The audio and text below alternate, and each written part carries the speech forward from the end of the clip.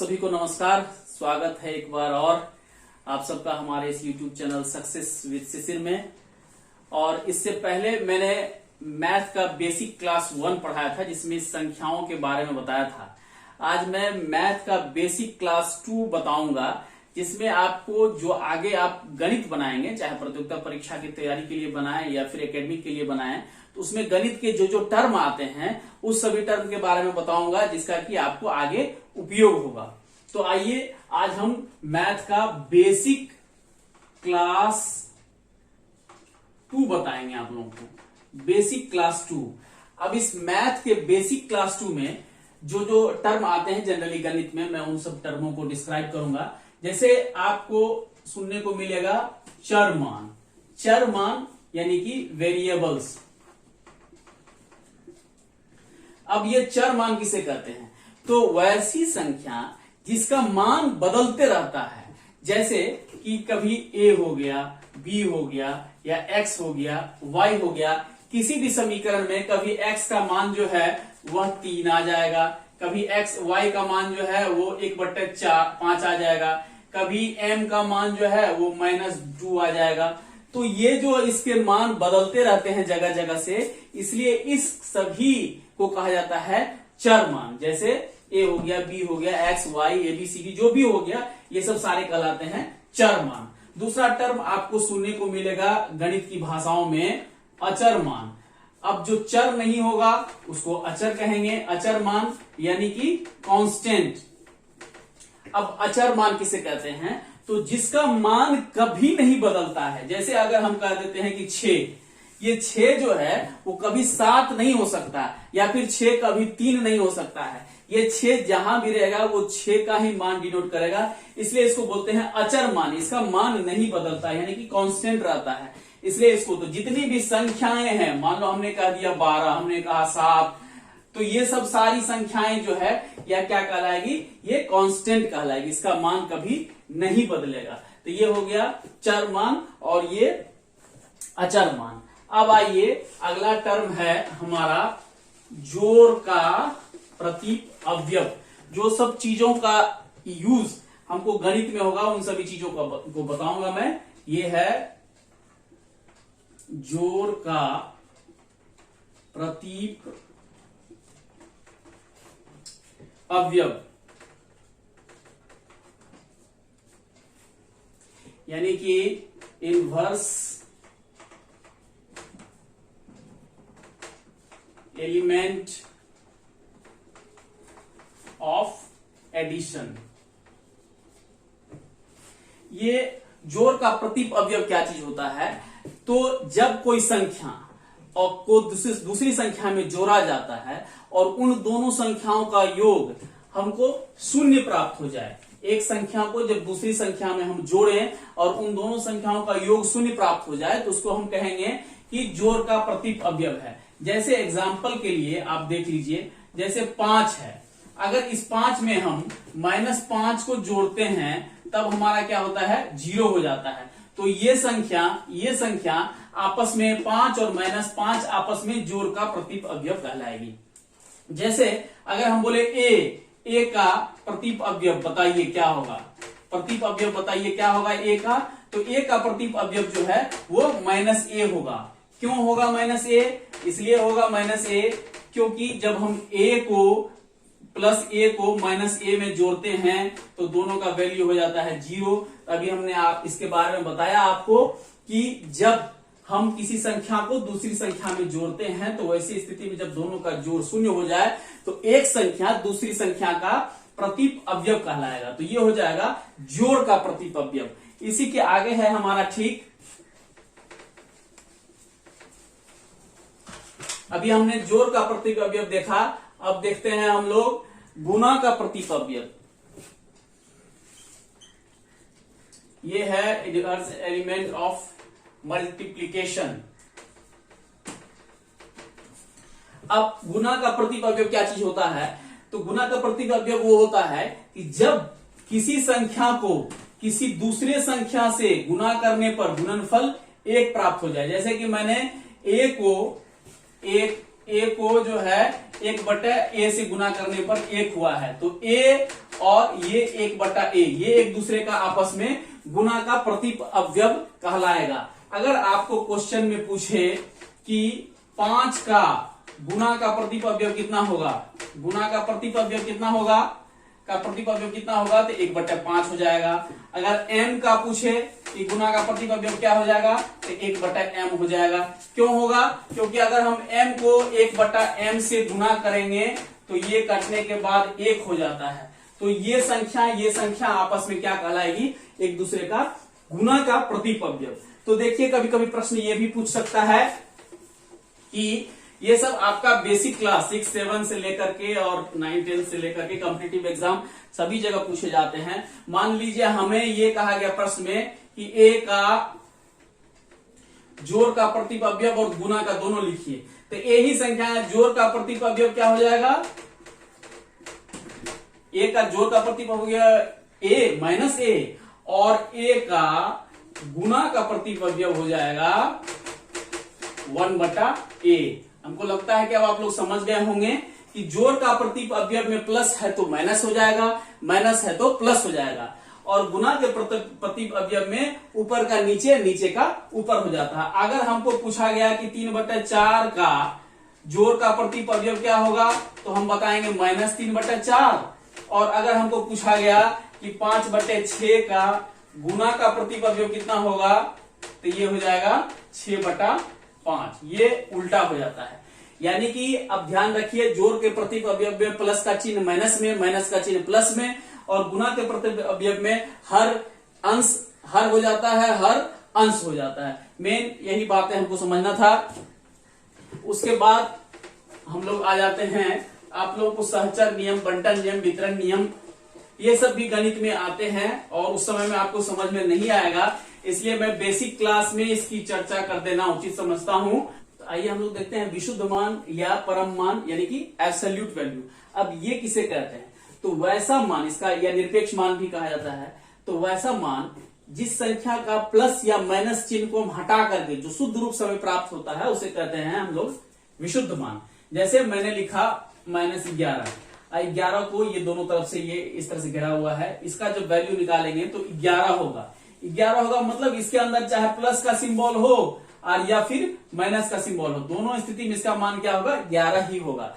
और जब किसी संख्या के आगे कोई भी चिन्ह नहीं लगा हुआ हो तो उसको हम लोग प्लस का चिन्ह समझते हैं। जैसे 5 है, 5 के आगे अगर कोई चिन्ह नहीं लगा हुआ है तो इसका मतलब है ये +5 है।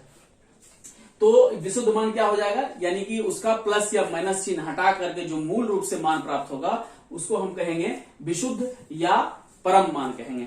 अब आइए हम लोग आगे के टॉपिक में देखते हैं कि सहचर्य नियम, सहचर नियम, बंटन नियम, क्रम विनिमय नियम, वितरण नियम, ये सब चीजें आप लोगों को जानना चाहिए, क्योंकि इन सब चीजों का जरूरत जो है वो हम लोगों को सहचर्य नियम,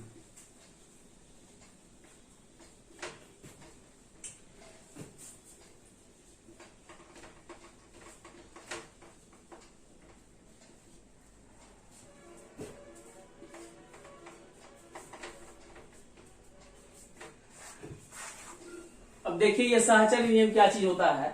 तो जब कोई भी ये इस तरह से दिया हुआ हो कि अगर a को b + c के जोड़ में जोड़ा जाए, यानी कि b और c को एक साथ जोड़ देते हैं उसके बाद a में जोड़ते हैं, तो उतना ही मान आएगा जितना कि a और b को एक साथ जोड़ने के बाद c को जोड़ेंगे।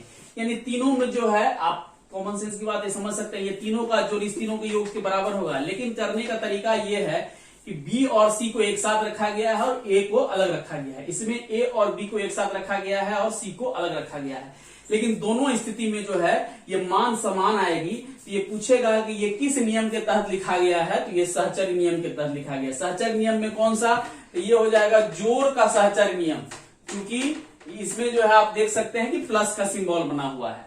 ठीक इसी तरह से हम लोग गुना का सहचर्य नियम देखेंगे, तो a को जब b गुना c के गुणनफल में a से गुना किया जाएगा तो उतना ही वैल्यू आएगा जितना कि a और b को आपस में गुना करके और तब c से गुना किया जाएगा। तो इसको क्या कहेंगे, इसको कहेंगे हम लोग गुना का इसको कहेंगे गुना का साहचर्य नियम। ये हो जाएगा गुना का साहचर्य नियम। इसके बाद आ जाइए क्रम विनिमय नियम।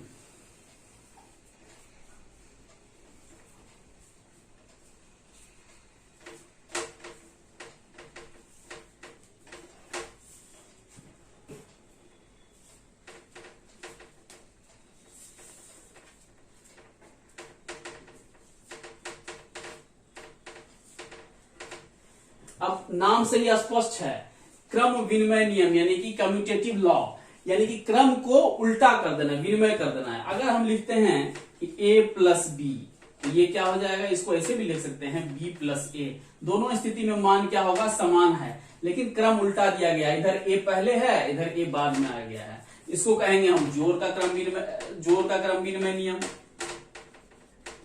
दूसरा, अगर a गुना b करते हैं तो इसको हम लिख सकते हैं b गुना a, ये हो जाएगा गुना का क्रम विनिमय नियम।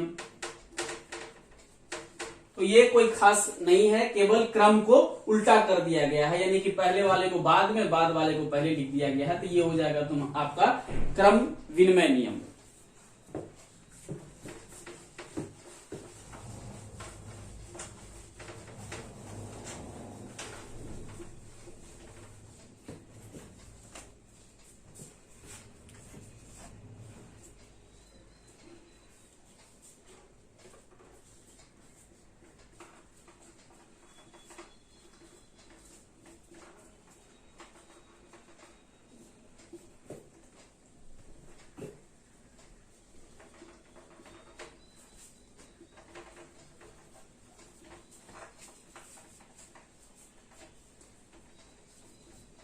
अब ये आ गया बंटन या वितरण नियम, यानी डिस्ट्रीब्यूटिव प्रॉपर्टी। बंटन या वितरण नियम क्या होता है, जैसे अगर हमने लिखा a इंटू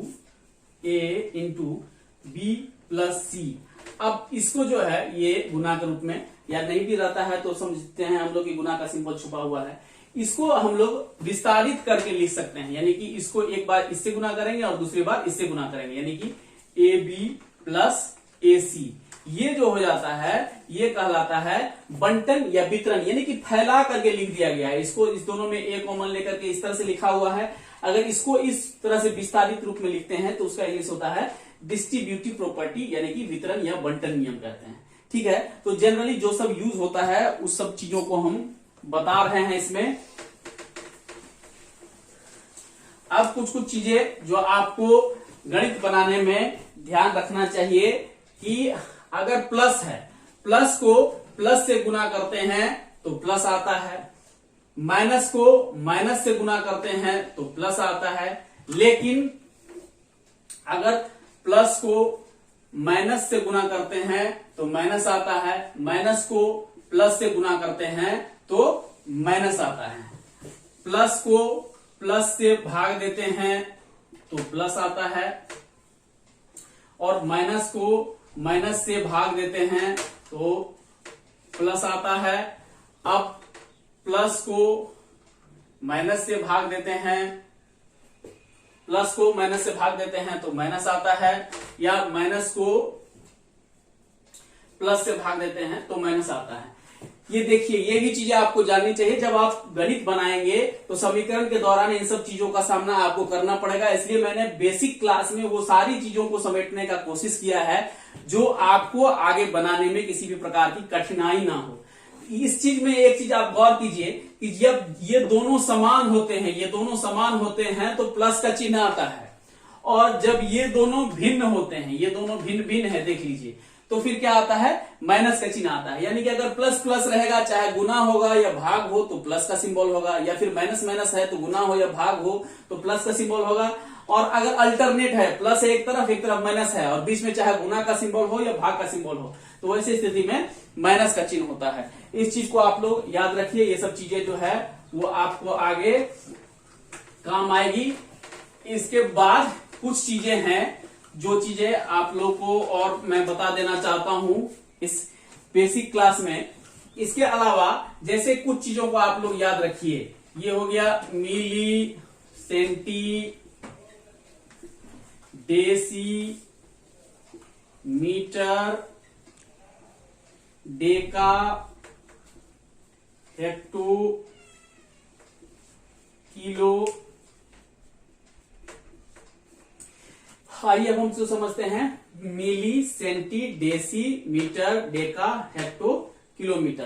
तो इसका उपयोग हम लोग को मैथमेटिक्स बनाने में होगा। यानी कि ये एक दूसरे के बीच 10 का अंतराल है। ये एक दूसरे के बीच कितना का अंतराल है? 10-10 के अंतराल पर जो है ये बढ़ते जाता है। यानी कि 10 मिलीमीटर बराबर 1 सेंटीमीटर, 10 सेंटीमीटर बराबर 1 डेसीमीटर, 10 डेसीमीटर बराबर 1 मीटर, 10 मीटर बराबर 1 डेकामीटर, 10 डेकामीटर बराबर 1 हेक्टोमीटर, 1 हेक्टोमीटर बराबर 10 हेक्टोमीटर बराबर 1 किलोमीटर। तो ये जो है ये हमारा मीटर में अभी हमने बताया। सेम इसी तरह से अगर लीटर में दे दिया तो 10 मिलीलीटर बराबर 1 सेंटीलीटर, 10 सेंटीलीटर बराबर 1 डेसीलीटर, 10 डेसीलीटर बराबर 1 लीटर, 10 लीटर बराबर 1 डेकालीटर, 10 डेकालीटर बराबर 1 हेक्टोलीटर, 10 हेक्टोलीटर बराबर 1 किलोलीटर।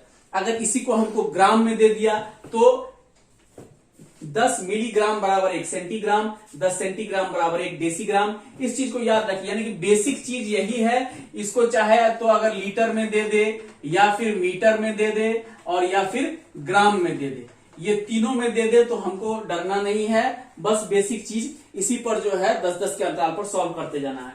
अगर इसी को क्षेत्रफल में देखते हैं तो वर्ग मीटर में दे देता है। तो वर्ग मीटर में अगर दे दिया जाए उसी चीज को तो 10 वर्ग मीटर में दे दिया जाए तो हम लोग 10-10 के अंतराल के जगह 100 का अंतराल लेके चलेंगे। जैसे 100 वर्ग मिलीमीटर बराबर 1 वर्ग सेंटीमीटर, 100 वर्ग सेंटीमीटर बराबर 1 वर्ग डेसीमीटर, 100 वर्ग डेसीमीटर बराबर 1 वर्ग मीटर। इस तरह से चलेंगे। अगर हमको आयतन के रूप में दे दिया जाए तो घन मीटर में चलते हैं। तो तब हम इसका कितना का अंतराल लेके चलते हैं? 1000 का अंतराल लेके चलते हैं। तब हम इस पर 1000 का अंतराल लेके चलते हैं। जैसे ये हो गया आपको, अगर 1000 घन मिलीलीटर बराबर क्या हो जाएगा? 1 घन सेंटीमीटर, एक घन सेंटीमीटर। फिर 1000 घन सेंटीमीटर बराबर 1 डेसीमीटर। इस तरह से हमारा अंतराल चलता है। इसको भी आपको ध्यान में रखना पड़ेगा। इसके बाद मैथ की बेसिक चीजों में आता है, ये सब चीजें तो आप लोग बचपन में पढ़े हैं, जानते भी हैं कि ये भी याद रखना है कि भाज्य बराबर भाजक गुना भागफल जोड़ शेष होता है। अब ये आप फॉर्मूला जानते हैं। इसी में अभी हमको अगर शेष निकालने को कहा जाएगा तो ये दोनों इसके नीचे में आ जाएगा, या फिर भागफल निकालने के लिए कहा जाएगा तो भाजक में से शेष इधर चला आएगा, घट जाएगा। एक चीज याद रखिए कि जब भी हम लोग समीकरण बनाते हैं तो बाएं से दाएं जाएगा या फिर दाएं से बाएं आएगा। तो प्लस वाला हो जाएगा माइनस में और माइनस वाला हो जाएगा प्लस में। गुना वाला हो जाएगा भागा में और भागा वाला हो जाएगा गुना में, परिवर्तित हो जाता है। ये सब चीजों का जरूरत जब आप आगे मैथमेटिक्स बनाइएगा, सॉल्व कीजिएगा तो उन सब में आएगा। वो सब हम लोग बचपन में पढ़े भी हैं। चूंकि बेसिक क्लास है इसलिए मैं सभी चीजों को चाहता हूं कि आप लोगों को बताता चलूं। अब आइए हम लोग देखते हैं अगला टॉपिक बेसिक चीज में, वी बोर्ड मास। अब ये वी बोर्ड मास तो आप लोग पढ़ते ही आए हैं। मैं चूंकि बेसिक क्लास बता रहा हूं इसलिए इसको एक बार और रिपीट कर देना चाहता हूं। वी से हो जाएगा वेनेकुलम। वेनेकुलम यानी कि रेखा कोष्टक। जब हम लोग कोई समीकरण बनाते हैं, जैसे 3 + 4 दिया हुआ है इस तरह से ब्रैकेट में और ऊपर में ये रेखा दिया हुआ रहता है, इसी को बोलते हैं वेनेकुलम यानी कि रेखा कोष्टक। यानी कि इसकी क्रिया सबसे पहले हम करेंगे। जिस समीकरण में ऊपर में रेखा कोष्टक दिया हो रहेगा इसकी क्रिया सबसे पहले करेंगे। उसके बाद कौन सा करेंगे? ब्रैकेट्स। अब ब्रैकेट्स जो है दूसरा नंबर पर है ब्रैकेट्स। ब्रैकेट में सबसे पहले प्रक्रिया करते हैं हम लोग छोटी कोष्ठ का, उसके बाद प्रक्रिया अपनाते हैं मध्यम कोष्ठ का और उसके बाद अपनाते हैं बड़ी कोष्ठ का। उसके बाद हो गया ऑफ। ऑफ अगर किसी इक्वेशन में दिया हुआ है तो हम ऑफ का जो है उसके बाद ब्रैकेट्स के बाद सबसे पहले ऑफ का करेंगे, यानी कि का की क्रिया करेंगे। उसके बाद जो है फिर भागा का जो सिंबल दिया रहेगा डी से डिवीजन कर देंगे। उसके बाद एम से मल्टीप्लीकेशन यानी कि गुना को करेंगे। उसके बाद एडिशन करेंगे और उसके बाद सब्सट्रैक्शन करेंगे। इस सब चीज को आप लोग बचपन से पढ़ते हुए आए हैं, पढ़ रहे हैं। लेकिन चूंकि बेसिक क्लास था इसलिए मैंने इन सभी चीजों को भी बताना उचित समझा। इस हिसाब से आप लोग किसी भी समीकरण को सॉल्व कीजिएगा। इसके अलावा आपको वो जो चीजें हैं जो सब प्रयोग में आता है, मतलब कि कितना फीट में कितना गज होता है, एक गैलन में कितना होता है, एक टन में कितना होता है, ये सब चीजों को याद करके रखना है। क्योंकि जब हम मैथ पढ़ाएंगे तो मैंने पहले ही क्लास में बताया था कि हमारा बुनियाद मजबूत होना चाहिए, नींव मजबूत होना चाहिए, ताकि हम कोई भी सवाल को बना सकते हैं। इन सब चीजों की जानकारी हमारे पास जरूर रहनी चाहिए। अब आप लोगों के लिए मैं होमवर्क दे रहा हूं कि आप लोगों को क्या क्या करना है। ये सब चीज जो है वो आपको खुद घर पर तैयार करके रखना चाहिए। हर स्टूडेंट को, जो भी कॉम्पिटिटिव एग्जाम का तैयारी करते हैं, उस बच्चों को ये सब चीजें जरूर जाननी चाहिए। सबसे पहला आपको हो जाएगा कि 1 से लेकर 25 तक का पहाड़ा आपको जरूर याद रहना चाहिए। चूंकि मान लीजिए कि हम गुना तो कर सकते हैं, लेकिन हमारा जो परीक्षा होगा उसमें समय कम रहेगा और प्रश्नों की संख्या ज्यादा रहेगी। इसलिए हमारा अगर ये सब चीजें अगर हमें याद रहती है तो हमारा समय जो है बचत होगा। ये चीज हमें याद रखना है। दूसरा, 1 से लेकर 50 तक का वर्ग याद रखना चाहिए।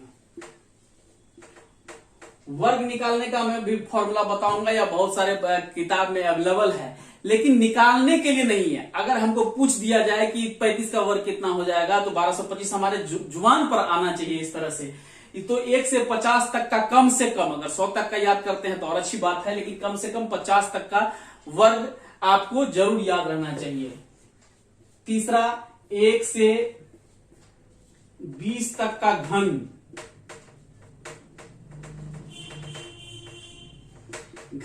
जैसे कि अगर हमको पूछ दिया गया कि मतलब जैसे 9 का क्यू, 9 गुना 9 गुना 9 करेंगे तो कितना होगा, तो ये सब चीजें जो है वो हमको याद रहना चाहिए। हम गुना करके निकाल सकते हैं, लेकिन मैंने पहले ही बताया कि अगर हम लोग याद करके रखते हैं तो हमारा समय बचत होगा। क्योंकि हम जो कॉम्पिटिटिव एग्जाम्स की तैयारी करते हैं तो ये चीजें हमको याद रखना है। अगला हो गया 1 से 10 तक का वर्गमूल। जैसे √2 का मान होता है 1.414, √5 का कितना होगा, √6 का कितना होगा। तो जिसका तो पूरा निकल जाता है उसका तो कोई दिक्कत नहीं, जिसका नहीं निकलता है, इसलिए सभी संख्याओं का कम से कम 10 तक का याद रखना चाहिए। मान लीजिए परीक्षा में आपको दे दिया है कि √7 का वर्गमूल कितना होगा, तो आप अगर बनाते हैं तो सारा क्वेश्चन उसमें छूट जाएगा, लेकिन अगर आपको याद रहता है तो आप डायरेक्ट मार सकते हैं। इसलिए ये सब चीजें समझिए, मैथमेटिक्स का आ है, ABCD है, इसलिए इन सब चीजों को याद करना आप लोगों को बहुत अधिक आवश्यकता है। उसके बाद हमारा जितना भी बीज गणितीय सूत्र है,